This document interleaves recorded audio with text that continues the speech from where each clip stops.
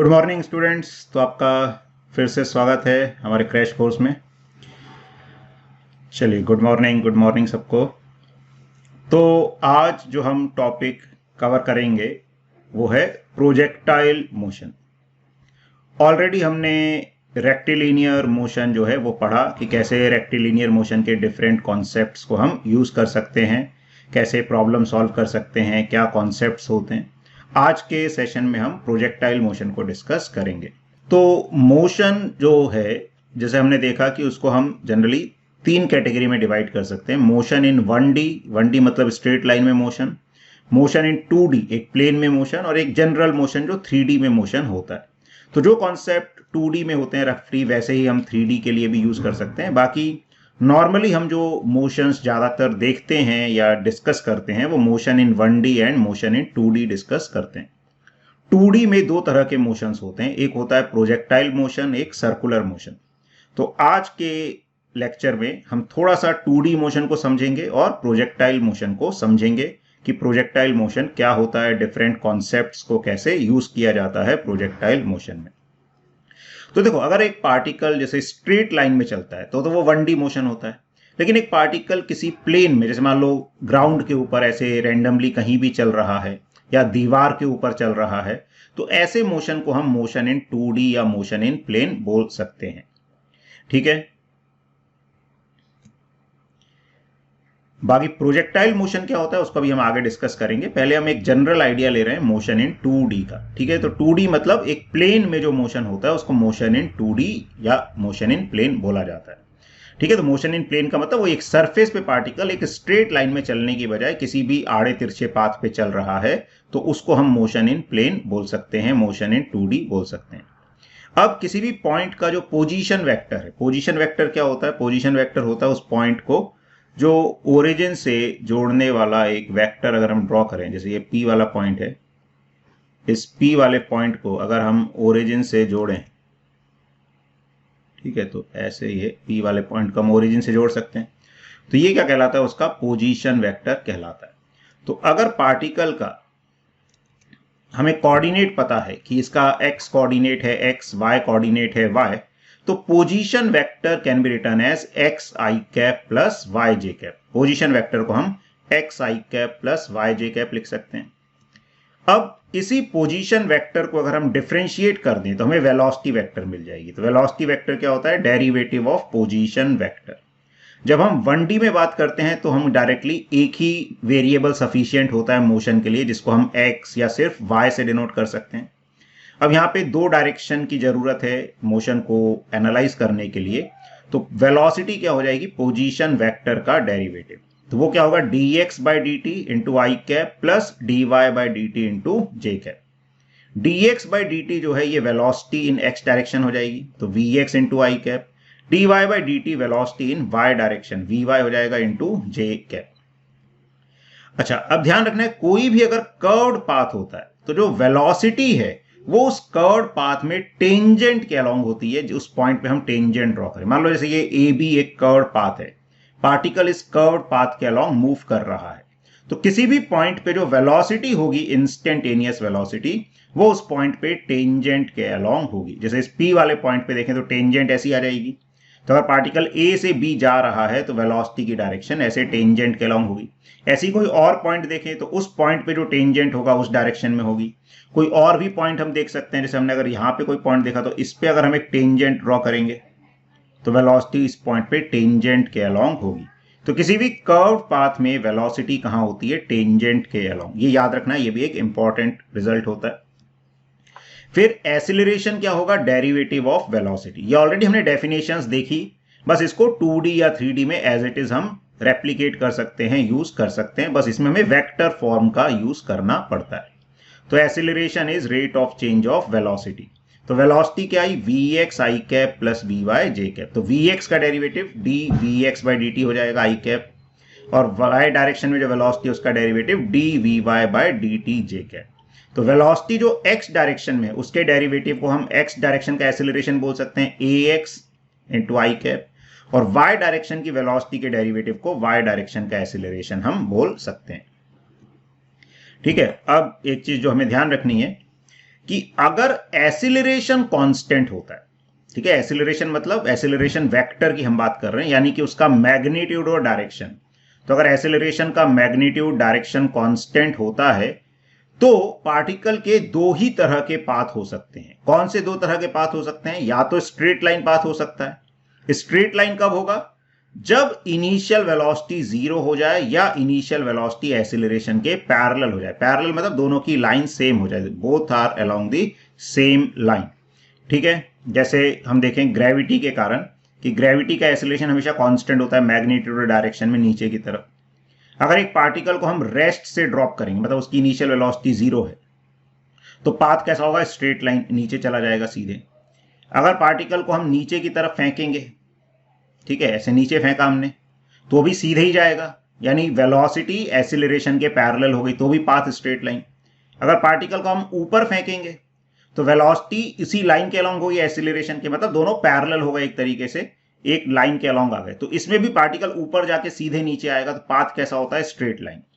तो अगर acceleration constant होता है तो पार्टिकल का जो पाथ है या तो स्ट्रेट लाइन होगा। स्ट्रेट लाइन कब होगा? या तो इनिशियल वेलोसिटी 0 हो जाए या इनिशियल वेलोसिटी एसिलरेशन के पैरेलल हो जाए, और अदरवाइज पैराबोलिक। अगर ऐसा केस नहीं है, वेलोसिटी कुछ एंगल पे आ जाती है कि एसिलरेशन तो नीचे ही रहेगा हमेशा, मतलब कांस्टेंट है मैग्नीट्यूड और डायरेक्शन में, लेकिन वेलोसिटी कुछ एंगल पे है इनिशियल वेलोसिटी, तो फिर पाथ कैसा हो जाता है? पैराबोलिक पाथ होता है, जिसको हम आगे पढ़ेंगे, यही प्रोजेक्टाइल मोशन कहलाता है।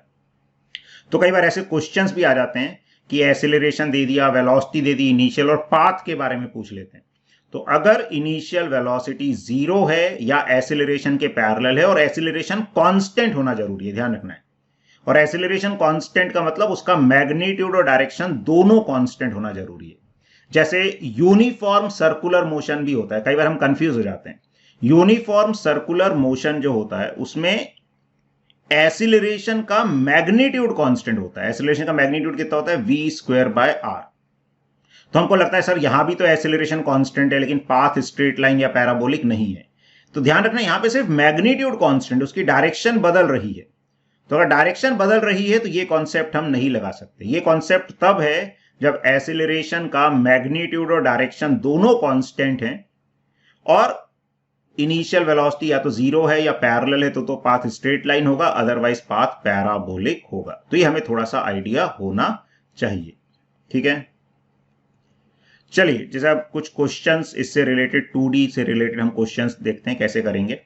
तो दे रखा है the position vector of a particle is initially r1 vector is equal to -2i cap -2j cap, and then later is r1 vector is equal to, in fact ये r2 होना चाहिए, चलो r1 बोल दिया, कोई दिक्कत नहीं, इसको r2 लिख देते हैं। तो r2 vector is equal to 8i cap plus 10j cap. तो ये इनिशियल वेक्टर था, ये फाइनल वेक्टर हो गया। तो हमसे पूछा है व्हाट इज द डिस्प्लेसमेंट। तो डिस्प्लेसमेंट क्या होता है?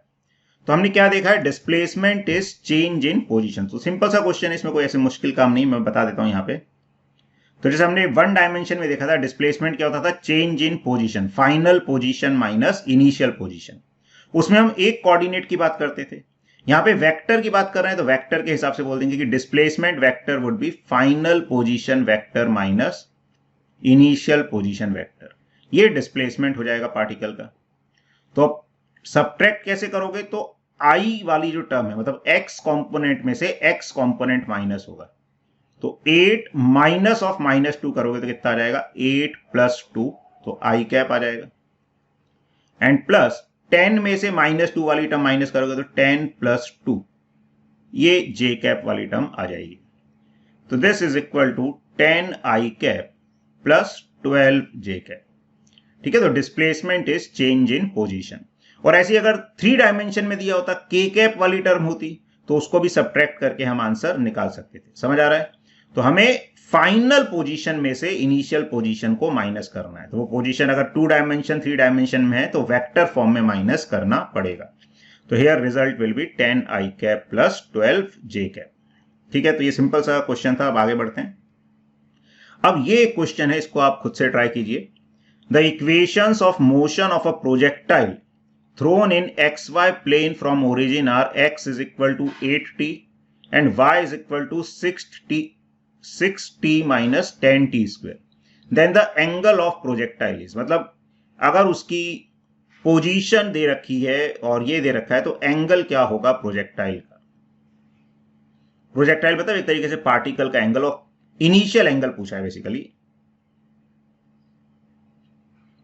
तो इसमें क्या करोगे, एक्स डायरेक्शन का जो एक्स वाला कोऑर्डिनेट है इसका डेरिवेटिव एक्स डायरेक्शन की वेलोसिटी दे देगा, वाई डायरेक्शन का डेरिवेटिव वाई डायरेक्शन की वेलोसिटी दे देगा, और टाइम को 0 रखेंगे तो वो इनिशियल वेलोसिटी आ जाएगी.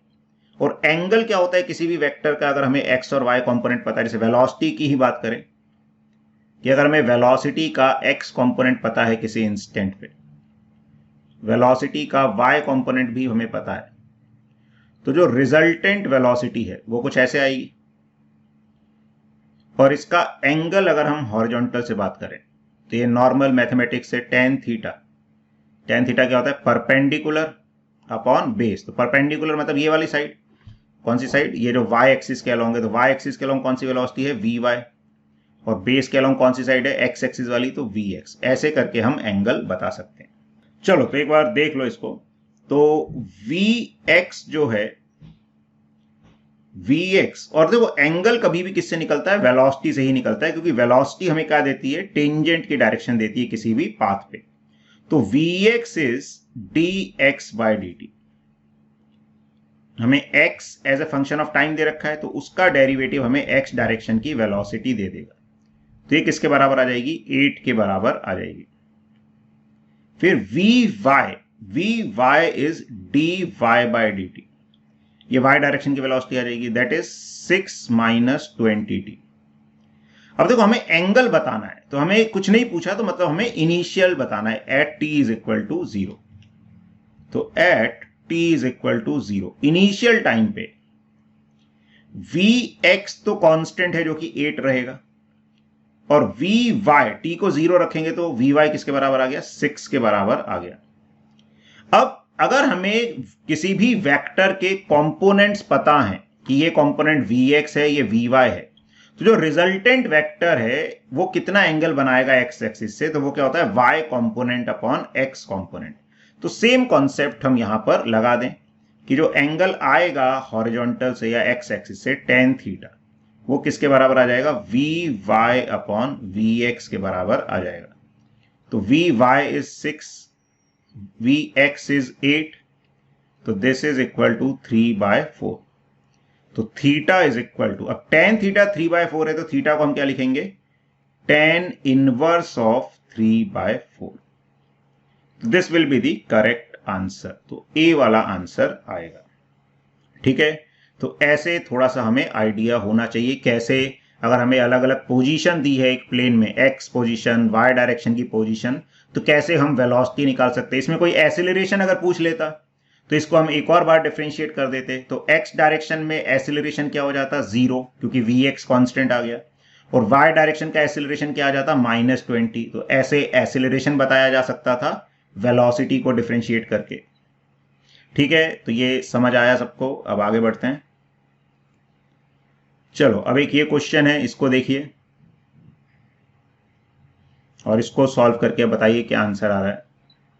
चलो तो मैं बता देता हूं, इसमें कई लोग कंफ्यूज हो रहे हैं. थोड़ा सा क्या होता है, कंफ्यूजन किस लिए होता है कि पहली बात ध्यान रखना है कि वेक्टर क्वांटिटी है, जब हमें सब्ट्रैक्ट करना है तो डायरेक्शन का भी ध्यान रखना है. अब सबसे पहली बात तो एवरेज एक्सीलरेशन क्या होता है. तो एक तो वेक्टर क्वांटिटी की हम बात कर रहे हैं, एवरेज एक्सीलरेशन. तो a average is change in velocity upon time interval. ये एवरेज एक्सीलरेशन होता है. अब चेंज इन वेलोसिटी का मतलब v final minus v initial. तो वेक्टर सब्ट्रैक्शन करना है. कई बार हम क्या करते हैं, सिर्फ मैग्नीट्यूड को सब्ट्रैक्ट कर देते हैं, वो नहीं करना. तो T final minus T initial delta T हो जाएगा.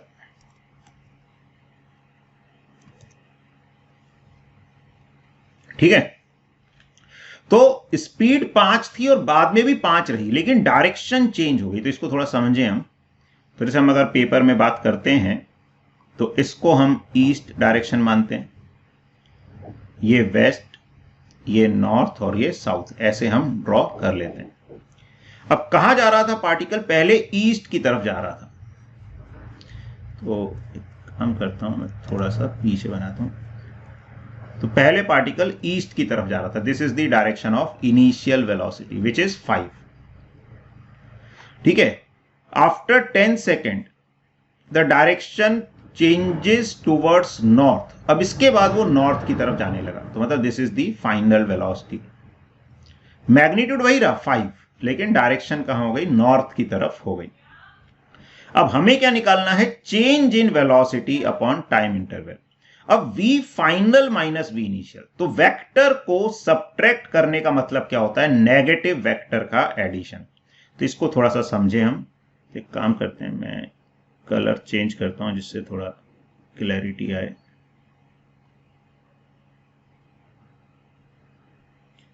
चलो, तो ये हमारे पास फाइनल वेक्टर, तो फाइनल को तो कुछ नहीं हुआ, एज इट इज रहेगा फाइनल वेक्टर।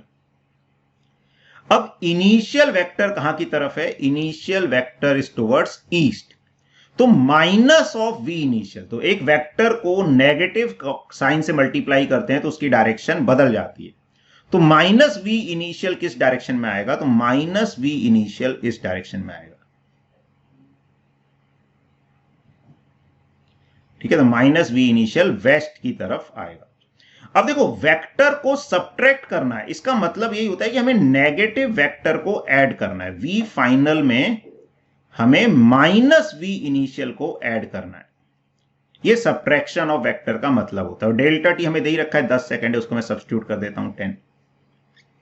ठीक है, अब वेक्टर एडिशन में क्या होता है कि अगर हमने दोनों वेक्टर्स की टेल को जोड़ दिया और अगर 90 डिग्री पर है तो रिजल्टेंट कहां आ जाएगा उनके? ऐसे अगर बराबर बराबर मैग्नीट्यूड के तो एंगल बाइसेक्टर पे बीच में आ जाएगा, या पैरेललोग्राम बना के भी हम निकाल सकते हैं।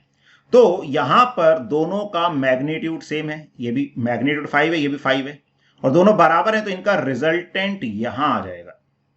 तो this is the direction of delta we. कितने एंगल पे आ जाएगा? 45 डिग्री, क्योंकि दोनों बराबर बराबर है, तो ये 45 डिग्री के एंगल पे आ जाएगा। और 5 और 5 90 डिग्री पे, तो दो वेक्टर 90 डिग्री पे, तो उनका रिजल्टेंट क्या हो जाता है? रूट मतलब ए और ए है तो रूट ए हो जाता है, सॉरी ए रूट 2 हो जाता है, मतलब under root 5 square plus 5 square हो जाएगा, तो हो जाएगा 5 रूट 2 बाय 10। तो मैग्नीट्यूड तो 1 बाय रूट 2 मीटर पर सेकेंड स्क्वायर आ गया। और डायरेक्शन अब देखोगे तो ये इस डायरेक्शन में आ रहा है ऐसे, और बिल्कुल बीचों बीच है, तो इसको क्या बोला जाएगा? North west. तो कई बार हम ऐसे क्वेश्चंस में डायरेक्शन में ही गड़बड़ कर देते हैं, तो ये एक सीखने वाली चीज है कि अगर हम वेक्टर को सब्ट्रैक्ट कर रहे हैं तो थोड़ा सा डायरेक्शन का ध्यान रखना है। हम या तो क्या करते हैं, मैग्नीट्यूड को ही माइनस कर देते हैं, तो 5 माइनस 5 माइनस करके 0 आंसर निकाल देते हैं, वो गलत हो जाता है। या कई बार हम क्या करते हैं, इन दोनों को सीधे ऐड कर देते हैं कि वी फाइनल इधर है, वी इनिशियल इधर है, तो डायरेक्शन नॉर्थ ईस्ट बता देते हैं। नहीं, तो हमें दोनों को ऐड नहीं करना है, हमें क्या करना है? फाइनल में से इनिशियल को सब्ट्रैक्ट करना है। Average acceleration is a vector quantity, तो हमें क्या करना है? Change in velocity upon time बताना है। चेंज इन वेलोसिटी मतलब वेलोसिटी का डिफरेंस, और वेलोसिटी कैसी क्वांटिटी है? Vector quantity. तो हमें फाइनल वेलोसिटी में से इनिशियल वेलोसिटी को माइनस करना है, और किसको? वेक्टर को। और एक वेक्टर को सब्ट्रैक्ट करने का मतलब होता है एडिशन ऑफ नेगेटिव वेक्टर। तो जैसे हम वेक्टर्स को ऐड करते हैं वैसे ही करना है, लेकिन फाइनल वेलोसिटी जो कि नॉर्थ की तरफ है, उसमें जो v इनिशियल ईस्ट की तरफ था उसके माइनस को ऐड करना है। तो v इनिशियल को अगर माइनस से मल्टीप्लाई करेंगे तो मैग्नीट्यूड तो 5 रहेगा, डायरेक्शन चेंज हो जाएगी। डायरेक्शन कहां आ जाएगी? वेस्ट की तरफ। तो माइनस v इनिशियल वेस्ट की तरफ आ गया। अब ये दोनों वेक्टर अगर 90 डिग्री पे हैं, ठीक है, अगर दो वेक्टर ऐसे 90 डिग्री पे होते हैं ए बी, तो उनका जो रिजल्टेंट है, अब किसी को रूट 2 कैसे आया वो भी मैं एक बार बता देता हूं। वैसे रिजल्टेंट का आपको डायरेक्ट फॉर्मूला पता होना चाहिए, अगर वेक्टर का नहीं पता तो एक बार उसको देखिएगा। A square plus b square plus 2ab cos theta होता है, और 90 डिग्री के लिए ये कॉस थीटा क्या हो जाएगा? 0 हो जाएगा। अगर थीटा 90 डिग्री हो गया तो कॉस थीटा इज 0, तो resultant is equal to under root a square plus b square आएगा। ठीक है, और अगर रिजल्टेंट ये है और दोनों बराबर हो गए, if a is equal to b, तो रिजल्टेंट कितना हो जाएगा, under root a square plus a square यानी कि √2 है। जैसे ये 5 और 5 90 डिग्री पर हैं तो इनका रिजल्टेंट 5√2 आ जाएगा।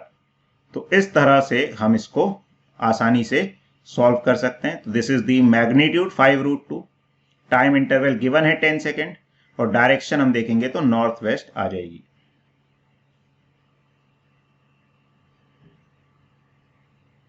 चलो एक और सवाल पूछा है कि v इनिशियल को नेगेटिव से मल्टीप्लाई क्यों करना पड़ेगा, क्योंकि दिस इज द डेफिनेशन। ठीक है, हम डेफिनेशन से ही चीजें सॉल्व करेंगे। तो एवरेज वेलोसिटी क्या होती है, change in velocity upon time interval, और चेंज का मतलब क्या होता है, final velocity minus initial velocity. तो वो डेफिनेशन है, इसलिए हमें माइनस यहां पे लगाना पड़ेगा और माइनस लगाकर ही सॉल्व करना पड़ेगा। ठीक है, चलो अब एक ये क्वेश्चन करो।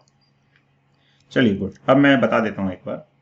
तो देखो क्या दे रखा है, पार्टिकल स्पेस में मूव कर रहा है, उसका z कोऑर्डिनेट दे रखा है, x और y पे डिपेंड कर रहा है, और dx बाय dt जो कि वेलोसिटी इन x डायरेक्शन होता है।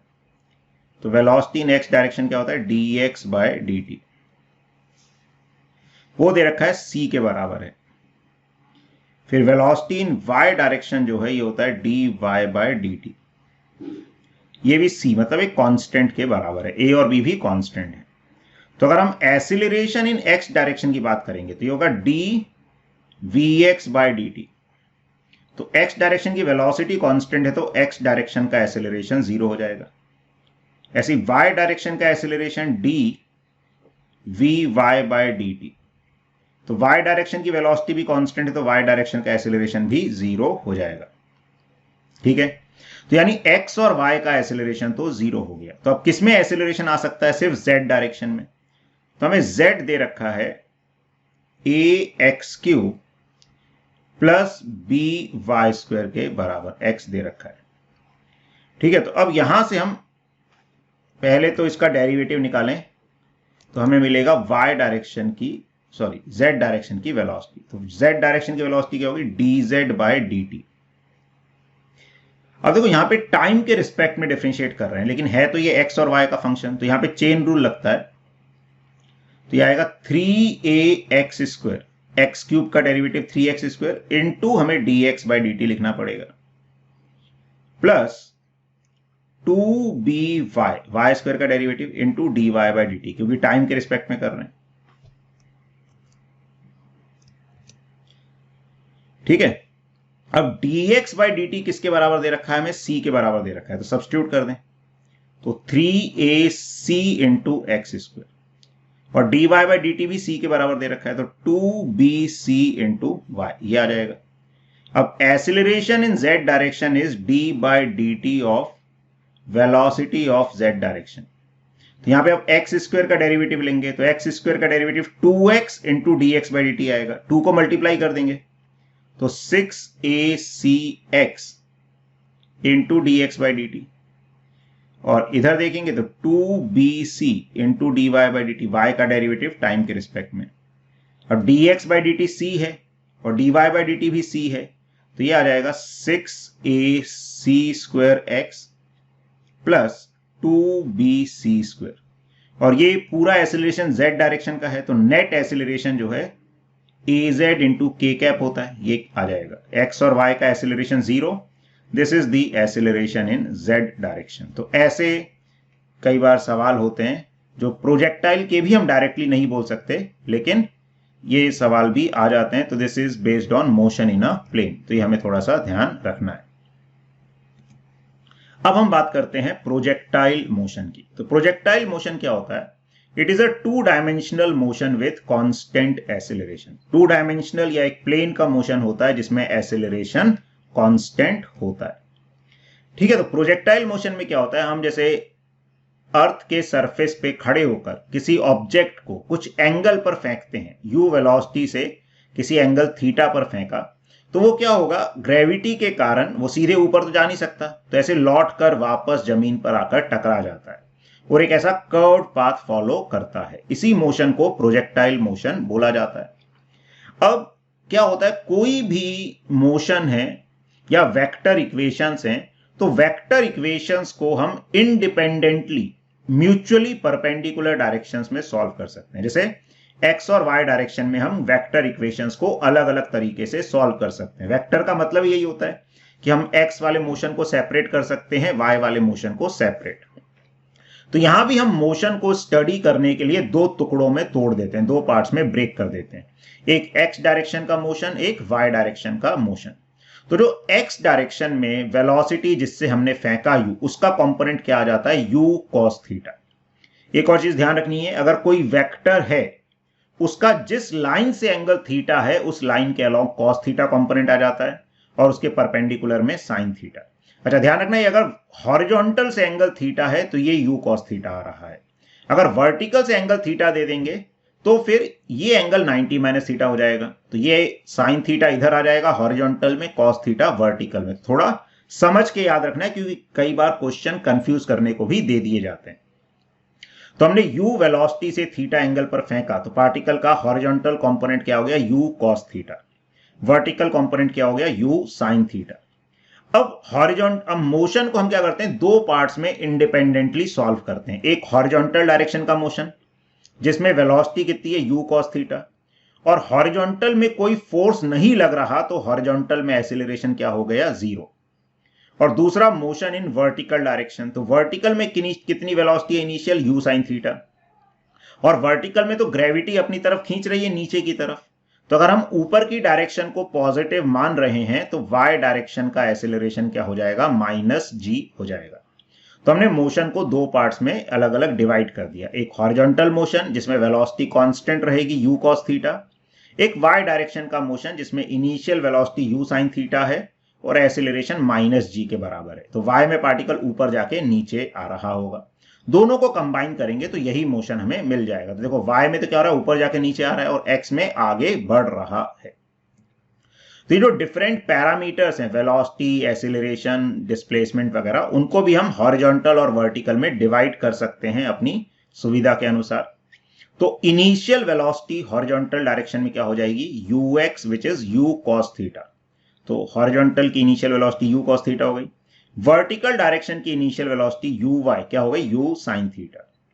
एक्सीलरेशन की बात करेंगे तो हॉरिजॉन्टल में या x डायरेक्शन में एक्सीलरेशन 0, क्योंकि एक्सीलरेशन फोर्स के कारण होता है, तो कोई फोर्स नहीं लग रहा हॉरिजॉन्टल में, तो इसलिए हॉरिजॉन्टल में एक्सीलरेशन 0। वर्टिकल में ग्रेविटी के कारण एक्सीलरेशन होगा g डाउनवर्ड्स, तो हमने ऊपर की डायरेक्शन को पॉजिटिव माना इसलिए एक्सीलरेशन -g कहलाएगा। फिर किसी भी टाइम t पर वेलोसिटी, अब देखो हॉरिजॉन्टल में तो एक्सीलरेशन 0 है, तो एक्सीलरेशन 0 है तो वेलोसिटी कांस्टेंट रहेगी। तो किसी भी टाइम पर हॉरिजॉन्टल डायरेक्शन की वेलोसिटी क्या होगी, u cos थीटा ही होगी। और वर्टिकल डायरेक्शन की वेलोसिटी किसी टाइम t पर क्या हो जाएगी, u sin थीटा -gt। इसमें हमने क्या किया, इसमें हमने वही इक्वेशन लगा दी, v = u + at। कौन सी डायरेक्शन में लगा दी, y डायरेक्शन में ये इक्वेशन हमने लगा दी। तो y डायरेक्शन की इनिशियल वेलोसिटी कितनी है, u sin थीटा, और एक्सीलरेशन -g। फिर x डायरेक्शन में डिस्प्लेसमेंट की बात करेंगे तो वेलोसिटी कांस्टेंट है, तो डिस्प्लेसमेंट क्या हो जाएगा, velocity into time, u cos theta t। और ये भी एक इंपॉर्टेंट कॉन्सेप्ट है कि प्रोजेक्टाइल मोशन में horizontal component of velocity constant रहता है, और y डायरेक्शन का जो डिस्प्लेसमेंट है उसमें फिर कांस्टेंट एक्सीलरेशन वाली इक्वेशन ऑफ मोशन ही लगा देंगे, s = ut + ½ at² होता है। इस इक्वेशन को y डायरेक्शन में लगा देंगे, तो y डायरेक्शन में इनिशियल वेलोसिटी क्या होगा, u sin थीटा, और एक्सीलरेशन कितना हो गया, -g। तो y डायरेक्शन का डिस्प्लेसमेंट किसी भी टाइम पे क्या होगा, u sin theta t -½ gt²। ठीक है, तो ये हमें थोड़ा सा आइडिया होना चाहिए डिफरेंट चीजों के बारे में। इसी को आगे और समझते हैं। तो चलो पहले क्वेश्चन करते हैं। तो इस क्वेश्चन इस कॉन्सेप्ट पे बेस्ड है कि प्रोजेक्टाइल मोशन में पार्टिकल की हॉरिजॉन्टल वेलोसिटी क्या रहती है, कांस्टेंट रहती है। ठीक है, तो क्वेश्चन है, a ball is projected with kinetic energy k at an angle of 45 degree to the horizontal. At the highest point during its flight its kinetic energy will be. तो क्या कॉन्सेप्ट यूज करना है कि horizontal component velocity का constant रहता है और highest point पे वर्टिकल डायरेक्शन की या y डायरेक्शन की वेलोसिटी 0 हो जाएगी। तो इस कॉन्सेप्ट पे ये क्वेश्चन बेस्ड है, इसके अकॉर्डिंग इसको सॉल्व करो।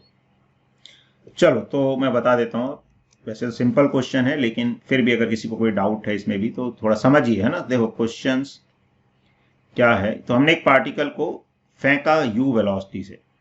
हमें k के कंपोनेंट नहीं करने, ध्यान रखना, k तो काइनेटिक एनर्जी स्केलर क्वांटिटी है, हम वेक्टर के कंपोनेंट कर सकते हैं।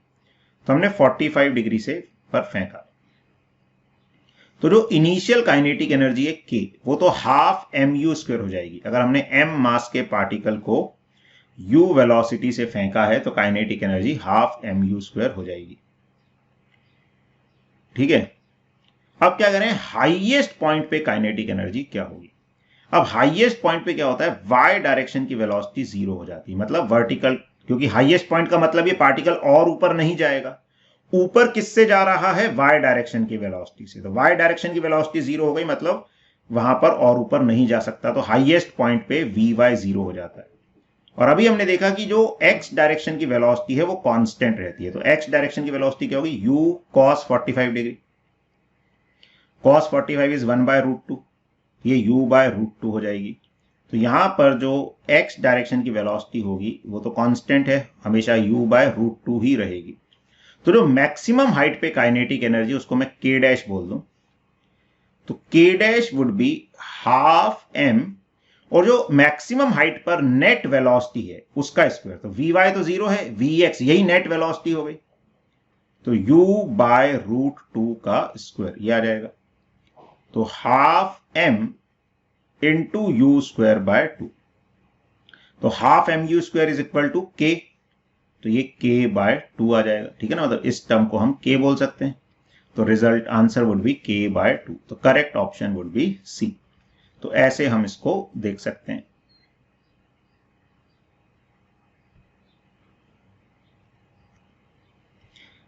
चलो अब हम बात करते हैं कुछ चीजों की, time of flight, range and maximum height. और इसमें भी थोड़ा सा हम एक पुरानी चीज भी समझ लें कि जो हम बात कर रहे थे कि किसी भी टाइम पर वेलोसिटी या डिस्प्लेसमेंट का क्या मतलब है। तो जैसे पार्टिकल किसी भी ऐसे पाथ पे जा रहा है, तो किसी भी पॉइंट पर हम वेलोसिटी के दो कंपोनेंट कर सकते हैं, एक हॉरिजॉन्टल में, तो ये हॉरिजॉन्टल वाला क्या हो जाता है, u cos थीटा, जो कि हमेशा क्या रहता है, कांस्टेंट। ये इंपॉर्टेंट है कि प्रोजेक्टाइल का हॉरिजॉन्टल कंपोनेंट कांस्टेंट रहता है। कई क्वेश्चन में ये हमें हेल्प करता है समझने में, सोचने में, और इनफैक्ट कई बार क्वेश्चन इसी से हो जाता है।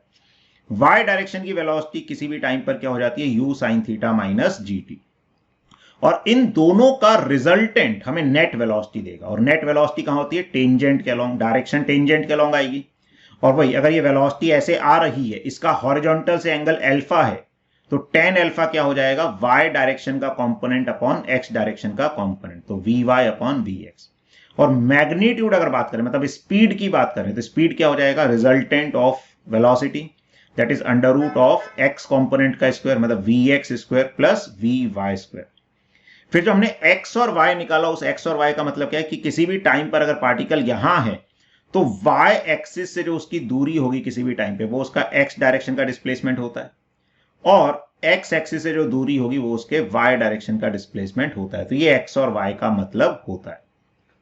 अब इसमें हम कुछ और चीजों की बात करेंगे कि टाइम ऑफ फ्लाइट, रेंज और मैक्सिमम हाइट क्या होता है। तो देखते हैं, तो टाइम ऑफ फ्लाइट क्या होता है, तो टाइम ऑफ फ्लाइट होता है बेसिकली पार्टिकल वापस से ग्राउंड पर कब आ जाएगा, या कितनी देर हवा में रहा पार्टिकल, उस टाइम को टाइम ऑफ फ्लाइट बोला जाता है। तो टाइम ऑफ फ्लाइट मतलब पार्टिकल वापस जमीन पर आ गया, जमीन पर आ गया यानी उसका y कोऑर्डिनेट क्या हो गया, 0। तो हमने जो y की इक्वेशन लिखी थी उसमें y को 0 कर दिया और t की जगह टाइम ऑफ फ्लाइट सब्स्टिट्यूट कर दिया। टाइम ऑफ फ्लाइट को हम कैपिटल T से डिनोट कर रहे हैं, तो ये आ गया u sin theta t minus half gt²। इसको 0 से इक्वेट किया तो टाइम ऑफ फ्लाइट आ जाता है 2u sin theta by g। अब ये हमें याद भी रखने हैं एक्सप्रेशंस, ठीक है, कि time of flight projectile motion में क्या होता है, 2u sin theta by g। उसके बाद हॉरिजॉन्टल रेंज, तो हॉरिजॉन्टल रेंज क्या होता है कि जमीन पर टकराने से पहले उसने कितना हॉरिजॉन्टल डिस्प्लेसमेंट किया, ठीक है। तो displacement in horizontal direction in time of flight बोल सकते हैं, क्योंकि जमीन पर टकराने तक का टाइम क्या है, टाइम ऑफ फ्लाइट। तो उतने टाइम में कितना डिस्प्लेसमेंट उसने हॉरिजॉन्टल डायरेक्शन में किया। तो रेंज किसके बराबर आ जाती है, ux into T, velocity of x direction into T, ये तो कांस्टेंट ही रहती है ux। तो ux is u cos theta, time of flight is 2u sin theta by g, तो ये आ जाता है u² sin 2 theta by g। ठीक है। उसके बाद मैक्सिमम हाइट, तो मैक्सिमम हाइट क्या होती है, मैक्सिमम हाइट पे वी वाई जीरो हो जाता है, वाई डायरेक्शन की वेलोसिटी जीरो हो जाती है। तो यही बोल रहे हैं eight the highest point particle moves horizontally and hence vertical component of velocity is zero. वैसे भी बात करें तो हाईएस्ट पॉइंट पे टेंजेंट कैसी आएगी, हॉरिजॉन्टल, और किसी भी पॉइंट पे वेलोसिटी टेंजेंट के अलोंग होती है। तो हाईएस्ट पॉइंट पर हॉरिजॉन्टल वेलोसिटी होगी तो वर्टिकल डायरेक्शन का कंपोनेंट जीरो हो जाता है। तो हम ये इक्वेशन लगा सकते हैं v square is equal to u square plus 2as। किसमें लगा सकते हैं, वर्टिकल डायरेक्शन में। तो वर्टिकल वेलोसिटी हमने जीरो कर दी फाइनल। इनिशियली कितनी है vertical velocity, you sine theta, इसको सब्स्टिट्यूट कर दिया, ए की जगह माइनस जी रख दिया, एस की जगह एच, तो एच ये आ जाता है u square sine square theta by 2g। ठीक है, बाकी इनको एक और फॉर्म में याद रखना है, आगे भी लिखा होगा, फिर भी मैं यहां भी बता देता हूं। तो देखो u साइन थीटा क्या है, u y के बराबर है, मतलब दिस इज u y, और u cos थीटा क्या है, u x। कई बार क्या होता है हमें वेलोसिटी वगैरह वेक्टर फॉर्म में ही दे दी, तो हम इसमें सॉल्व करने की बजाय कंपोनेंट फॉर्म में ही डायरेक्टली लिख सकते हैं। तो u sine theta is u y, तो टाइम ऑफ फ्लाइट को हम directly 2u y bye g ऐसे भी लिख सकते हैं, और ऐसे भी ये हमको काफी हेल्प करता है, 2u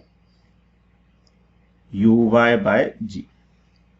ऐसी रेंज देखें अगर यहां से, ये तो याद रखनी है फॉर्मूले, u cos थीटा क्या होता है ux, u sin थीटा क्या होता है uy। तो रेंज को जरूरत पड़ने पे ऐसे भी यूज कर सकते हैं, 2ux uy बाय g। और मैक्सिमम हाइट देखो u sin थीटा का होल स्क्वायर बोल सकते हैं इसको, तो u sin थीटा इज uy, तो uy का whole square divided by 2g। तो ये भी इंपॉर्टेंट फॉर्मूले होते हैं, कई बार हमें हेल्प करते हैं प्रॉब्लम सॉल्विंग में, इसको भी अच्छे से ध्यान रखना है, याद रखना है। ठीक है, अब रिजल्टेंट वेलोसिटी की बात करें तो किसी भी पॉइंट पर रिजल्टेंट वेलोसिटी कहां होती है, टेंजेंट के अलोंग। तो हमने वेक्टर फॉर्म में अगर उसको लिखेंगे v वेक्टर, तो क्या हो गया, vx i cap plus vy j cap. vx क्या है, u cos थीटा, तो u cos theta i cap, और vy क्या है, u sin theta minus gt, तो u sin theta minus gt j cap, ऐसा आ गया। अब इसका मैग्नीट्यूड निकालेंगे तो अंडर रूट ऑफ x वाली टर्म का स्क्वायर प्लस y वाली टर्म का स्क्वायर, तो ये आ जाएगा। और एंगल निकालेंगे वेलोसिटी का हॉरिजॉन्टल से, तो tan अल्फा किसके बराबर आ जाएगा, vy अपॉन vx। अच्छा, एक और चीज, अगर ये एंगल अल्फा है और यहां पर वेलोसिटी को हमने v मान लिया, तो प्रोजेक्टाइल मोशन में horizontal component of velocity constant रहता है, तो v का हॉरिजॉन्टल कंपोनेंट यहां पे क्या होगा, v cos अल्फा, और क्योंकि वो कांस्टेंट रहता है तो उसको u cos थीटा के बराबर होना पड़ेगा, तो v cos alpha is equal to u cos theta हो गया। तो यहां से भी हम v और u को रिलेट कर सकते हैं in terms of theta and alpha. तो ये सब बेसिक चीजें हैं, हमें ध्यान रखनी है। चलो अब कुछ इस पे बेस्ड एग्जांपल करते हैं। चलो देखो इसमें क्या करेंगे, तो इसमें यही कॉन्सेप्ट लगाएंगे कि वेलोसिटी का हॉरिजॉन्टल कंपोनेंट क्या रहता है, कांस्टेंट। तो यहां पर जो वेलोसिटी u है इसका एंगल कितना है, 60 डिग्री। किसी टाइम पर जब वेलोसिटी है इसका एंगल हॉरिजॉन्टल से हो गया 30 डिग्री। अब प्रोजेक्टाइल मोशन में हॉरिजॉन्टल वेलोसिटी का कंपोनेंट क्या रहता है, कांस्टेंट, और ये u भी हमें 10 दे रखा है, इसको सब्स्टिट्यूट कर दें यहां पर। तो v cos 30 डिग्री, ये इस पॉइंट पे हॉरिजॉन्टल डायरेक्शन की वेलोसिटी हो गई, और इनिशियल कितनी हो गई, u cos 60 डिग्री। तो इनको बराबर होना पड़ेगा। तो हमें कोई रटने की भी जरूरत नहीं है, बस ध्यान रखें कि horizontal component of velocity remains constant, और हम उनको आपस में इक्वेट कर दें। अब cos 30 डिग्री कितना होता है, √3/2। u कितना है 10, v हमें फाइंड करना है। cos 60 डिग्री कितना होता है 1/2, ये 2 से 2 कट गया, तो v इज इक्वल टू 10/√3। तो दिस इज द आंसर, तो करेक्ट आंसर आ जाएगा डी। ठीक है, चलो अब कुछ इंपॉर्टेंट रिजल्ट्स भी होते हैं जो हमें याद रखने हैं। तो क्या होता है कि मैक्सिमम रेंज के लिए थीटा जो है वो कितना होता है, 45 डिग्री। ठीक है, क्यों, तो ये आप समझ सकते हैं कि रेंज का फॉर्मूला क्या है, u square sine 2 theta by g, this is the formula of range. अब देखो हम बात कर रहे हैं फॉर अ गिवन स्पीड, अगर u फिक्स है, g तो फिक्स है ही, acceleration due to gravity fix रहता है। अगर u फिक्स है for a given speed, range कब मैक्सिमम होगी, जब साइन 2 थीटा मैक्सिमम हो जाए। साइन 2 थीटा की मैक्सिमम वैल्यू कितनी होती है 1। साइन की वैल्यू हमेशा मैक्सिमम 1 हो सकती है, और वो कब होगी जब एंगल ये 2 थीटा 90 डिग्री हो जाए, तो यानी थीटा कितना हो जाए 45 डिग्री। तो मैक्सिमम रेंज के लिए थीटा 45 डिग्री हो जाएगा, और मैक्सिमम रेंज किसके बराबर आएगी यू स्क्वायर बाय जी के बराबर आएगी। ठीक है, ठीक है। आगे ये H max R max bye 2 होता है, इसको भी हम आगे समझते हैं। ठीक है, या एच मैक्स भी मैं बता देता हूं, शायद आगे किया होगा, फिर भी एक बार बता देता हूं। एच जो है हाइट का क्या फॉर्मूला होता है, हाइट का फॉर्मूला होता है u square sine square theta by 2g। This is the formula of height. ठीक है, general formula for any given angle. अब इसमें किस एंगल पे हाइट मैक्सिमम होगी, तो for H max maximum height के लिए थीटा को क्या होना पड़ेगा 90 डिग्री। क्यों, क्योंकि साइन थीटा की मैक्सिमम वैल्यू 1 हो सकती है, तो साइन स्क्वायर थीटा की मैक्सिमम वैल्यू भी 1 आएगी। तो जब मैक्सिमम हाइट के लिए थीटा को 90 डिग्री होना पड़ेगा, थीटा को 90 डिग्री सब्सटीट्यूट करेंगे तो जो हाइट की मैक्सिमम वैल्यू है वो किसके बराबर आ जाएगी यू स्क्वायर बाय 2g। तो देखोगे ये आई थी यू स्क्वायर बाय जी आई थी रेंज की मैक्सिमम वैल्यू, हाइट की है। अच्छा ध्यान रखना ये दोनों अलग अलग एंगल के लिए, सेम एंगल के लिए नहीं, ध्यान रखना है। मतलब कई बार ऐसा सवाल आता है कि एक पर्सन अगर किसी बॉल को मैक्सिमम 100 मीटर दूरी तक फेंक सकता है तो कितनी मैक्सिमम हाइट तक फेंक पाएगा, तो उसका आंसर 50 हो जाएगा। क्यों, मैक्सिमम दूरी तक फेंकने के लिए कितने एंगल पर फेंकना पड़ेगा 45 डिग्री पर, और मैक्सिमम हाइट पर फेंकने के लिए 90 डिग्री पर, और रेंज मैक्सिमम कितनी आती है u square by 2, maximum height कितनी आती है यू स्क्वायर बाय 2, मतलब यू स्क्वायर बाय जी आती है रेंज मैक्सिमम, हाइट मैक्सिमम आती है यू स्क्वायर बाय 2g। समझ आ रहा है, तो जो हाइट मैक्सिमम है it is R max bye 2 के बराबर हो जाता है, तो इसको भी याद रखा जा सकता है। फिर we get the same range for two angles of projection alpha and 90 minus alpha, but in both cases maximum heights attained by the particles are different.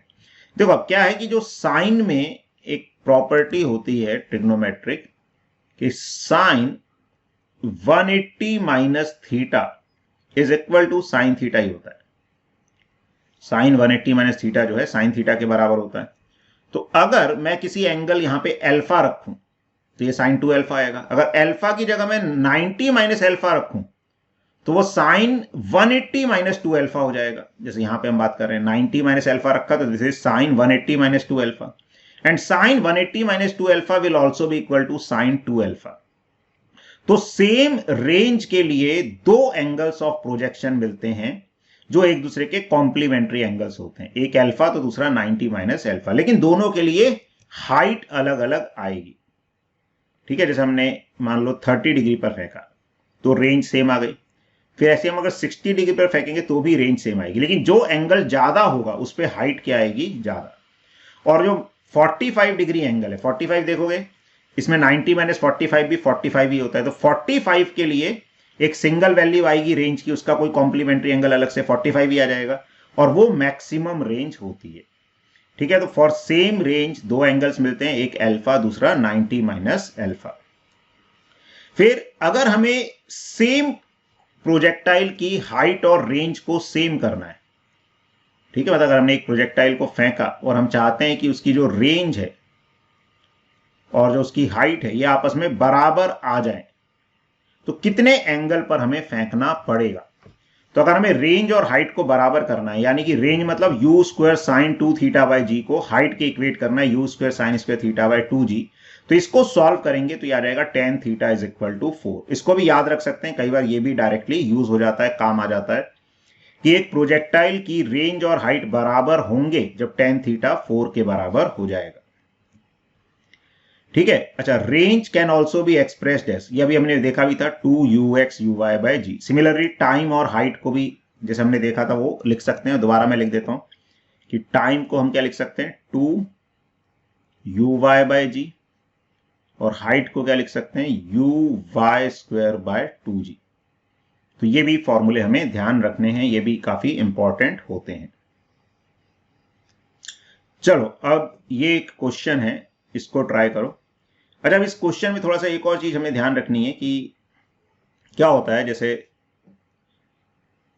इधर ही बता देता हूं मैं, किसी भी प्रोजेक्टाइल मोशन में भी सिमेट्री होती है। सिमेट्री होने का क्या मतलब है कि जैसे मैंने एक पार्टिकल को फेंका किसी एंगल पे कुछ वेलोसिटी से, ठीक है, तो सिमेट्री होती है। सिमेट्री इन द सेंस मतलब सेम हाइट पर अगर हम देखें तो अगर इसकी स्पीड v है तो इसकी भी स्पीड क्या होगी v। यहां से यहां जाने में अगर t1 टाइम लगा है तो यहां से यहां आने में भी t1 टाइम लगेगा। जितना ऊपर जाने में टाइम लगता है उतना ही नीचे आने में टाइम लगता है। यहां से यहां जाने में t2 टाइम लगा है तो यहां से यहां आने में भी t2 टाइम लगेगा। तो ऐसे कुछ चीजें सिमेट्रिक होती है मिडिल लाइन के अबाउट, ठीक है, तो उसका भी हमें यूज करना होता है कई बार क्वेश्चन सॉल्व करते हुए। तो अब इसमें क्या दे रखा है, particle is projected vertically upwards from a point A on the ground. It takes time t1 to reach a point b, but it still continues to move up. If it takes further time t2 to reach the ground from point b, then height of point b from the ground is। चलो तो इसको क्या करेंगे, इसको भी समझो एक बार कि हमने एक पार्टिकल को फेंका, वो ऐसे यहां से यहां गया, ठीक है, तो क्या करें, एक पॉइंट ए पॉइंट से फेंका, बी पॉइंट तक जाने में उसको t1 टाइम लगा, फिर बी पॉइंट से ग्राउंड तक जाने में उसको t2 टाइम लगा, ठीक है। तो height of the point from ground क्या होगी, height of point B from the ground. तो पहली बात तो ये जो t1 प्लस t2 है ये टाइम ऑफ फ्लाइट हो जाएगा, ठीक है ना। यहां से यहां जाने में t1 टाइम लगा, यहां से आगे t2 टाइम लगा, मतलब a से b जाने में t1 टाइम लगा, b से ग्राउंड तक जाने में t2 टाइम लगा, तो यही टाइम ऑफ फ्लाइट हो जाएगा। अच्छा एक और चीज, ठीक है, मैंने इसमें मिस कर दी, ये particle is projected vertically upwards है, ठीक है, ये तो फिर और आसान क्वेश्चन हो जाएगा, गुड, ठीक है। तो चलो इसमें और थोड़ा सा सिंपल हो जाएगा, वैसे प्रोजेक्टाइल भी होता तो भी हम ऐसे कर सकते थे इसको, लेकिन ठीक है क्वेश्चन के हिसाब से हम चलते हैं। तो वर्टिकली अपवर्ड हमने इसको फेंका, तो ए से बी जाने में उसको t1 टाइम लगा और बी से ग्राउंड तक आने में उसको t2 टाइम लगा।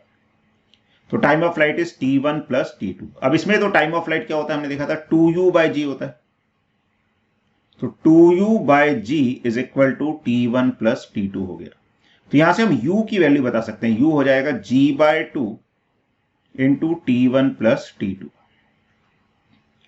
अब height of point b from the ground, तो b वाले पॉइंट की ग्राउंड से हाइट क्या होगी।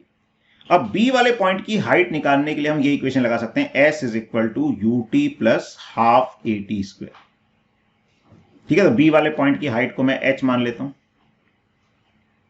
अब ये u हमें आ ही गया, तो u की वैल्यू सब्स्टिट्यूट कर देते हैं, g बाय 2, ठीक है, इंटू t1 प्लस t2, ये तो u हो गया। और टाइम कितना लग रहा है a से b जाने में t1, तो वो t1 से मल्टीप्लाई करेंगे, मतलब यहां पे t की जगह t1 आ जाएगा। और एसिलरेशन हमने अपवर्ड डायरेक्शन को पॉजिटिव माना, तो एसिलरेशन माइनस में आ जाएगा, तो माइनस g आ जाएगा, तो minus half g t1 square ये आ जाएगा। अब इसको सॉल्व करो तो g बाय 2 तो कॉमन आ जाएगा, यहां से t1 into t1 is t1 square, t1 into t2 is t1 t2, और माइनस यहां से t1 स्क्वायर आ जाएगा, ये t1 स्क्वायर से t1 स्क्वायर कैंसिल हो गया, तो this is g t1 t2 bye 2, ये आंसर आ जाएगा, ठीक है। तो ऐसे करके हम इन चीजों को थोड़ा सा ध्यान रख सकते हैं, आया समझिए। और अगर ये प्रोजेक्टाइल मोशन भी होता, वर्टिकली नहीं फेंका होता, तब भी यही आंसर आता। क्यों, क्योंकि जो टाइम ऑफ फ्लाइट और हाइट वाई डायरेक्शन का जो मोशन है वो प्योरली किस पे डिपेंड करता है, वाई डायरेक्शन के कंपोनेंट्स में। तो वाई डायरेक्शन की वेलोसिटी ऐसी आ जाती, u की जगह uy आ जाता, तो भी आंसर यही आता। ये ध्यान रखने की बात है कि अगर प्रोजेक्टाइल मोशन में भी दिया होता ये क्वेश्चन तो सेम आंसर आता, because for motion of y direction there is no use of component of x direction. जैसे हमने टाइम देखा, तो टाइम क्या होता है 2uy बाय g, ठीक है, और हाइट क्या होती है u y square by 2g। तो y डायरेक्शन का मोशन इंडिपेंडेंट होता है x डायरेक्शन के कंपोनेंट से, इसलिए ये क्वेश्चन अगर प्रोजेक्टाइल में भी होगा तो इसको ऐसे ही हम सॉल्व कर सकते हैं।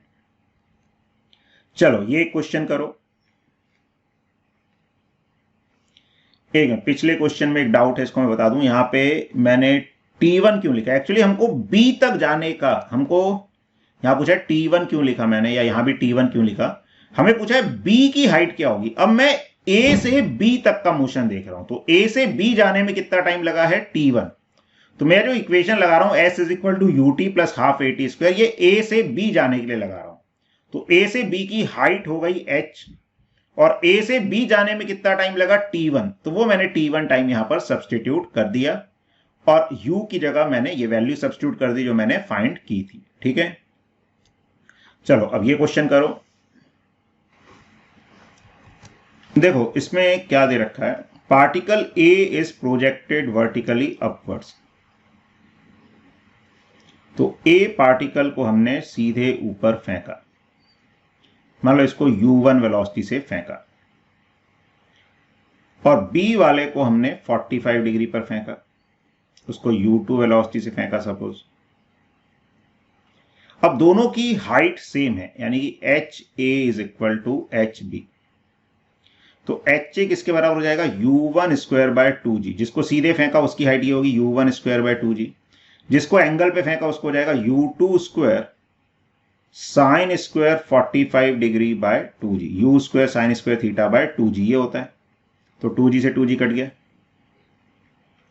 तो ये आ जाएगा u1 square is equal to u2 square into sine square 40। ये काम करता हूं मैं, रूट ले लेता हूं यहीं पे तो ज्यादा आसान हो जाएगा। तो u1 is equal to u2 sine 45 degree हो जाएगा।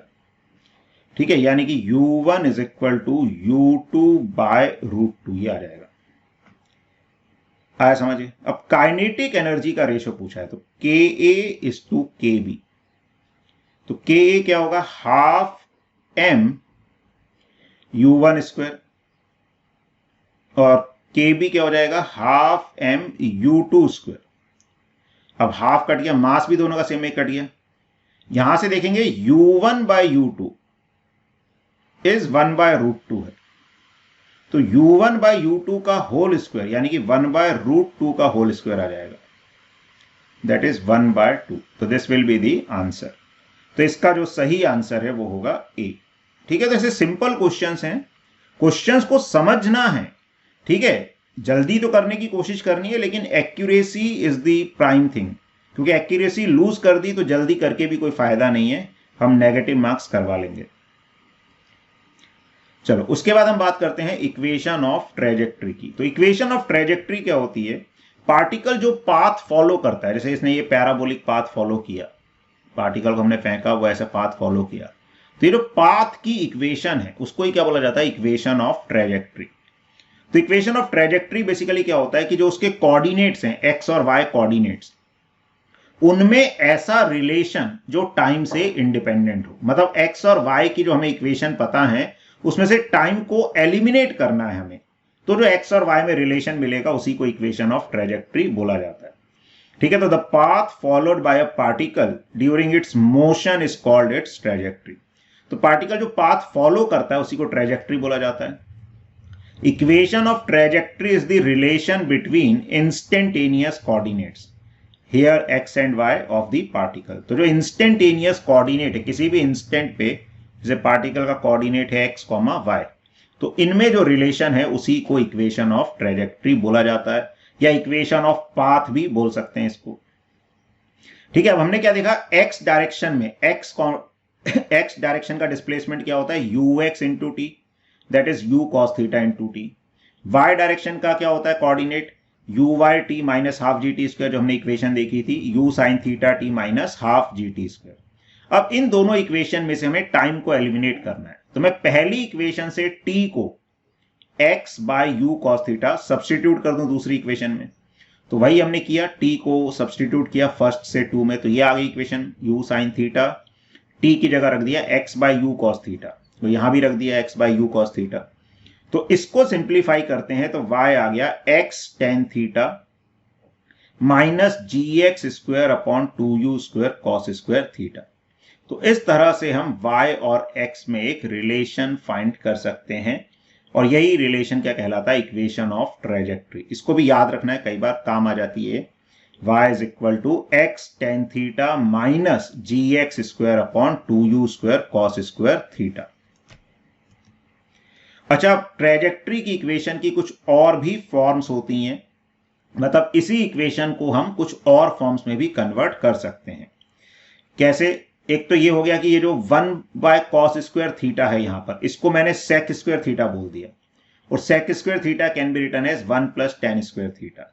तो y को हम ऐसे लिख सकते हैं x tan theta minus gx² into 1 + tan² theta upon 2u²। इसका क्या यूज होता है? इसका यूज होता है कई बार tan थीटा निकालने में। जैसे हमको क्वेश्चन में दे देते हैं कि पार्टिकल को एक पॉइंट से फेंका u वेलोसिटी से, ठीक है, दे दिया कि एक पार्टिकल को u वेलोसिटी से एक पॉइंट से फेंका और वो किसी एक दूसरे पॉइंट p से पास करता है, उसके कोऑर्डिनेट दे दिए। अब थीटा की वैल्यू बताओ। तो हो सकता है इसमें दो आंसर आ जाए, एक ऐसे भी हो सकता है, एक ऐसा टाइप का पाथ भी हो सकता है। तो अगर हम डायरेक्ट करेंगे तो एक आंसर मिस कर सकते हैं। तो हम क्या करते हैं, ऐसी इक्वेशन में उस पॉइंट को सब्स्टिट्यूट कर सकते हैं जिससे पार्टिकल पास किया, तो उसका y और x सब्स्टिट्यूट कर दिया, वेलोसिटी हमें पता है वो सब्स्टिट्यूट कर दी, तो ये tan थीटा में एक क्वाड्रेटिक बन जाएगी। तो tan थीटा में क्वाड्रेटिक बन जाएगी तो उससे हम थीटा की वैल्यू निकाल सकते हैं। ठीक है, फिर ये इक्वेशन तो हमने देखी, ये y = x tan थीटा। इसको और क्या कर सकते हैं, इसमें अगर हम x tan थीटा कॉमन ले लें और इसको थोड़ा रीअरेंज करें तो एक ये और इंपॉर्टेंट इक्वेशन आ जाती है, y = x tan theta into 1 - x/r।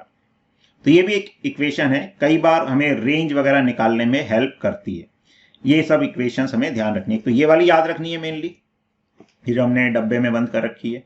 ये दिमाग में रखना है कि जरूरत पड़े तो यहां से 1/cos² थीटा को sec² थीटा मानकर ऐसे लिख सकते हैं, 1 + tan² थीटा।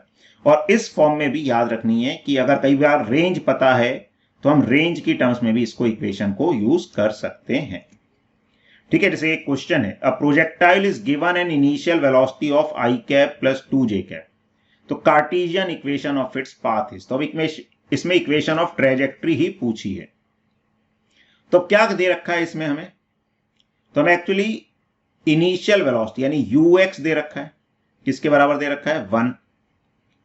uy दे रखा है, uy किसके बराबर दे रखा है, 2 के बराबर दे रखा है। तो यहां से हम यही निकाल सकते हैं कि x जो है वो तो क्या होता है, ux इंटू टी के बराबर होता है। ठीक है, x = ux इंटू टी, तो x = क्या आ जाएगा, t ही आ जाएगा।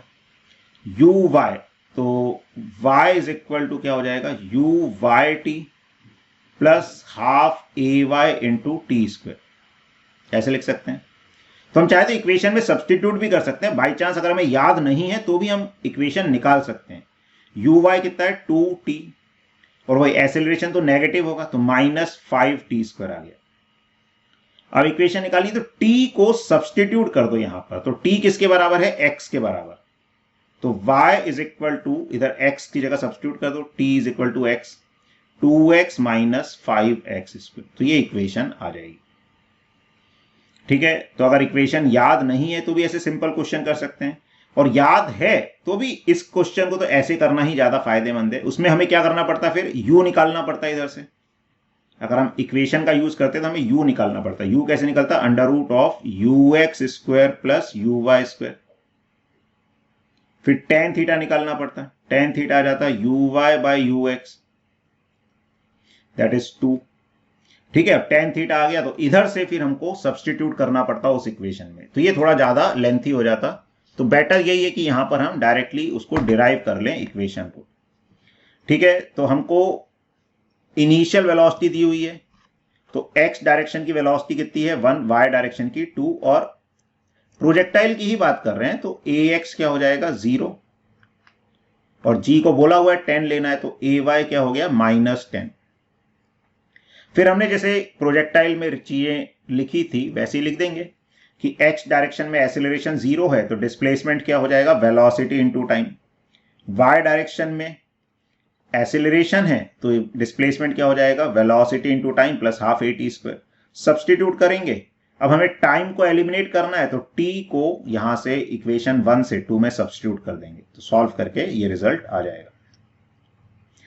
फिर इसमें एक केस होता है projectile thrown horizontally from some height.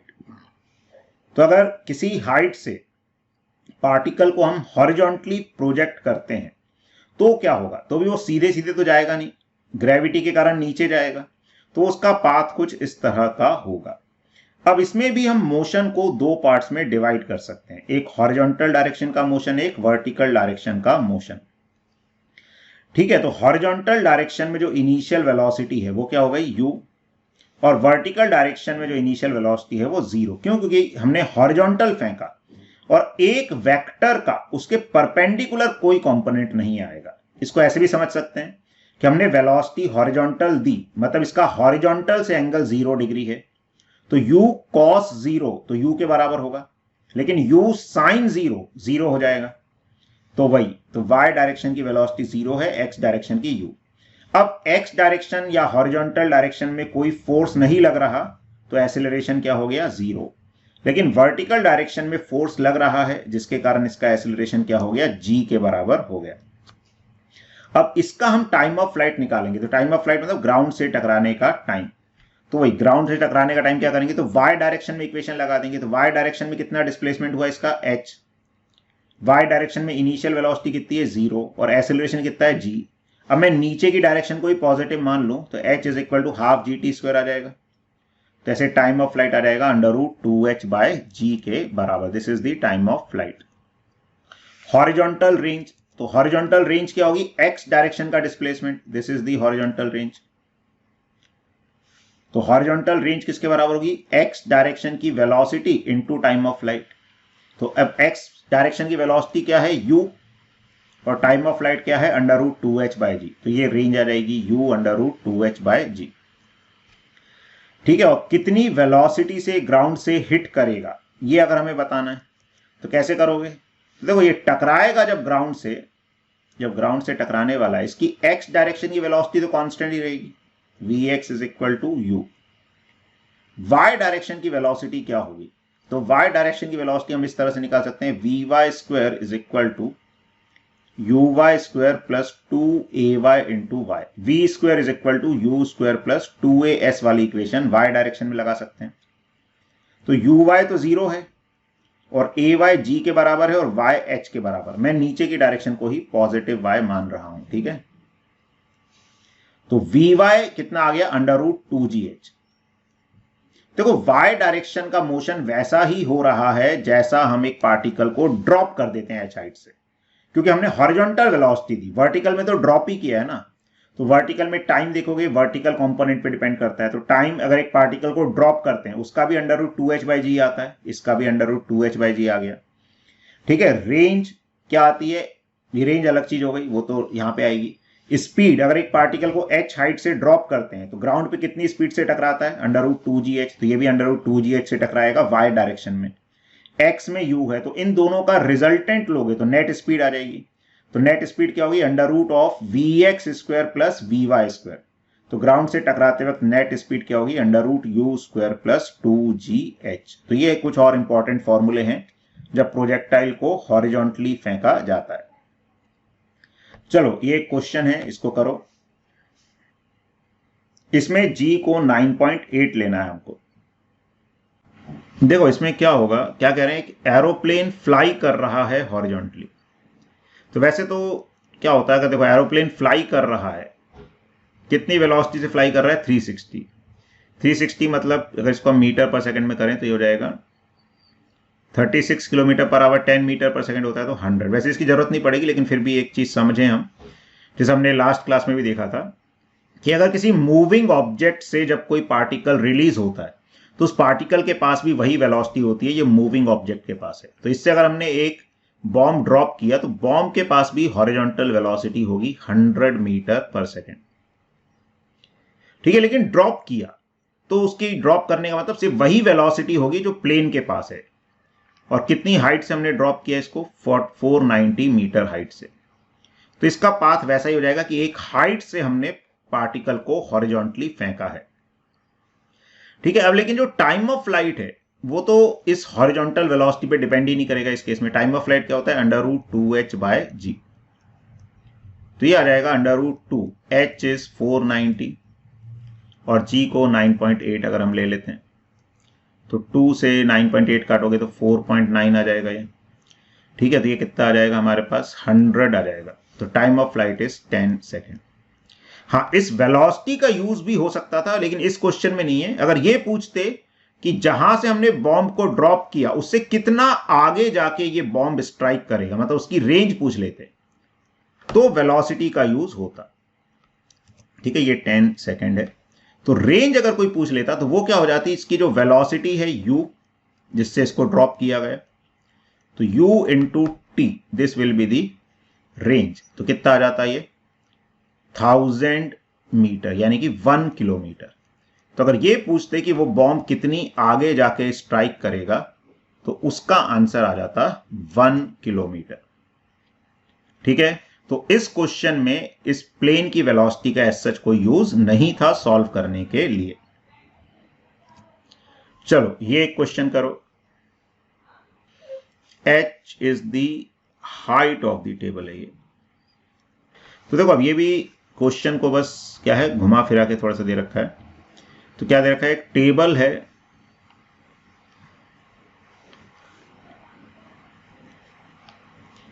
Table की हाइट है h,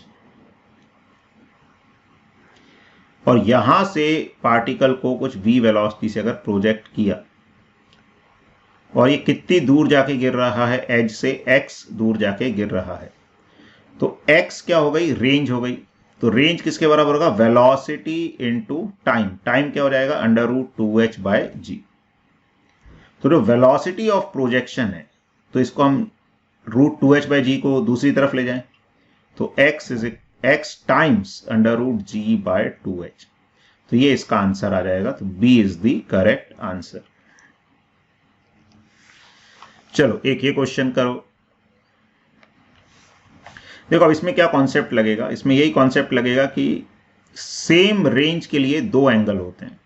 तो क्या कह रहा है कि ये कैलकुलेट किया गया कि एक शेल को कुछ वेलोसिटी से फायर करेंगे तो वो टारगेट को हिट करेगा। देखो एक प्रैक्टिकल जैसा क्वेश्चन है कि मान लो यहां पे हमारे पास गन है तो यहां पे टारगेट है, तो हमने गन और टारगेट के बीच की दूरी मेजर कर ली, मतलब ये रेंज मेजर कर ली, और हमें पता है कि हम गन से कितनी वेलोसिटी से फायर कर सकते हैं। तो हमने रेंज के एक्सप्रेशन में वेलोसिटी सब्स्टिट्यूट कर दी, रेंज सब्स्टिट्यूट कर दी, एंगल निकल गया। तो एंगल निकला 5π/36 कि अगर हम 5π/36 एंगल पे फायर करेंगे तो वो टारगेट को जाके हिट कर देगा। लेकिन जब एक्चुअल प्रैक्टिस की बात कर रहे हैं, एक्चुअल प्रैक्टिस मतलब कि वास्तविकता में जब हमने इसको फायर करने का सोचा तो हमने देखा कि एक हिल है जो जस्ट प्रिवेंट कर देती है ट्रेजेक्टरी को। जस्ट प्रिवेंट मतलब कि पार्टिकल जस्ट उससे टकरा जाता है। तो फिर हम क्या करें, तो भाई सेम रेंज के लिए दो एंगल होते हैं, तो दूसरे एंगल पे फेंकते हैं, और जब एंगल बढ़ा देंगे तो मैक्सिमम हाइट भी बढ़ जाती है, तो मैक्सिमम हाइट बढ़ जाएगी तो उस हिल से भी बच जाएंगे। तो अगर एक एंगल थीटा था तो दूसरा एंगल क्या होगा, 90 माइनस थीटा, और पाई की टर्म में 90 क्या होता है, π/2।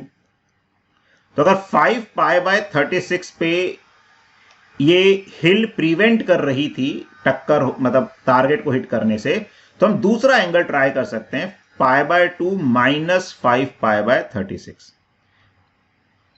तो 36 एलसीएम आ गया, तो यह आ जाएगा 18π माइनस 5π, दैट इज 13π/36। देख भी सकते हुए ज्यादा एंगल है, 36 डिनोमिनेटर तो सेम है दोनों केस में, लेकिन 13π इज ग्रेटर देन 5π, तो एंगल बड़ा होता है तो हाइट बढ़ जाती है, यानी कि रेंज तो अभी भी सेम रहेगी लेकिन हाइट बढ़ गई तो वो जो प्रोजेक्टाइल है या शेल है वो टारगेट को हिट कर देगी, कोई समस्या उसमें नहीं होगी।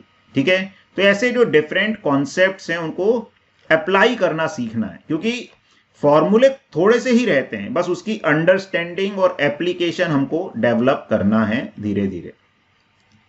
चलो एक लास्ट क्वेश्चन और करते हैं, फिर ये सेशन एंड करेंगे आज का। तो the locus of a projectile relative to another projectile is a, एक प्रोजेक्टाइल के रिलेटिव दूसरे प्रोजेक्टाइल का लोकस, लोकस मतलब पाथ क्या होगा, कैसा पाथ दिखाई देगा एक प्रोजेक्टाइल को दूसरे का। तो वनित का आंसर सही है, दीपक आपका गलत है, यश आपका भी सही है, कोमल आपका गलत है, छवि गोयल आपका सही है, अक्षत आपका गलत है, दीपक का गलत है, साहिल का सही है, प्रथम आपका भी गलत है। चलो इसको भी हम समझते हैं। क्या हो रहा है कि अगर दो प्रोजेक्टाइल हैं, मान लो ए बी, अलग अलग वेलोसिटी से हमने फेंका, अलग अलग एंगल पे फेंका, इसका एक्सीलरेशन क्या होगा, जी डाउनवर्ड्स, इसका भी एक्सीलरेशन क्या होगा, जी डाउनवर्ड्स। तो जो रिलेटिव एक्सीलरेशन है वो क्या हो जाएगा, जीरो। अब देखो अगर ए रिलेटिव जीरो होता है, अब ये समझने वाली बात है, if a relative is zero, ठीक है, अगर एक्सीलरेशन सेम है तो ए रिलेटिव हमेशा जीरो होगा, then v relative will be constant. क्यों, ए रिलेटिव क्या होता है, रिलेटिव वेलोसिटी का डेरिवेटिव ही रिलेटिव एक्सीलरेशन होता है। तो अगर रिलेटिव एक्सीलरेशन जीरो है तो रिलेटिव वेलोसिटी क्या हो जाएगी, कांस्टेंट हो जाएगी। रिलेटिव वेलोसिटी कांस्टेंट मतलब रिलेटिव का मतलब एक पार्टिकल के रिस्पेक्ट में दूसरा पार्टिकल कांस्टेंट वेलोसिटी से मूव कर रहा है। और अगर जैसे मान लो एक पार्टिकल के रिस्पेक्ट में मतलब एक पार्टिकल रेस्ट पे है और दूसरा अगर कांस्टेंट वेलोसिटी से चल रहा है तो वो तो स्ट्रेट लाइन में जाएगा ना। तो वेलोसिटी कांस्टेंट मतलब ना तो उसका मैग्नीट्यूड चेंज हो रहा है ना डायरेक्शन। तो ऐसे ही अगर रिलेटिव वेलोसिटी कांस्टेंट है तो path of one particle with respect to other will be a straight line. तो इसका आंसर स्ट्रेट लाइन होगा, मतलब दोनों का ग्राउंड के रिस्पेक्ट में पैराबोलिक पाथ होगा, लेकिन एक पार्टिकल को दूसरा पार्टिकल कैसे पाथ के अलोंग जाता हुआ दिखाई देगा, स्ट्रेट लाइन पाथ के अलोंग जाता हुआ दिखाई देगा। तो ये हमें ध्यान रखना है, ठीक है, एक अच्छा इंपॉर्टेंट कॉन्सेप्ट है ये भी और अच्छा क्वेश्चन है। तो आज का सेशन हम यहीं एंड करते हैं, ठीक है।